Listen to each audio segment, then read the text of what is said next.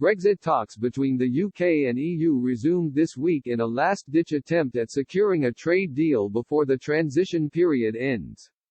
Prime Minister Boris Johnson offered the bloc a final chance lifeline after previously vowing to walk away from negotiations over a fishing stalemate. But do you think Boris Johnson was ever truly ready to follow through with no-deal Brexit threat? The EU's chief negotiator Michel Barnier said both sides had a common responsibility to strike a deal as he returned to London this week. He added both sides needed to find a compromise on issues including fishing arrangements as neither side has so far been willing to back down. He said, "I think we have a huge common responsibility. Every day counts." However, Number 10 warned significant gaps remain between the two sides, so it was entirely possible that negotiations will not succeed. Chief Secretary to the Treasury Stephen Barclay added a deal must respect UK sovereignty. When asked if there would be a trade deal, Mr. Barclay told Sky News, "I hope so.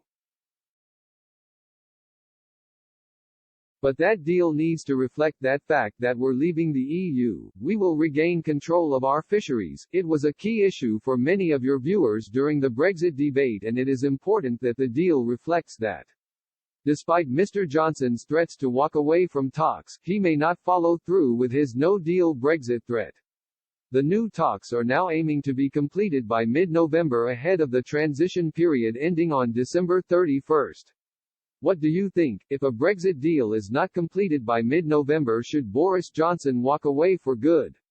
Mr. Johnson previously promised a deal would be reached by mid-October in order to allow time for ratification.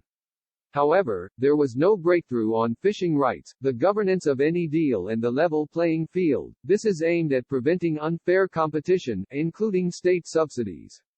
French President Emmanuel Macron has also proved to be a huge sticking point as he wants France to keep the same access in UK waters it has now. European fishermen catch more than 90% of channel cod, with France claiming 84% of this haul.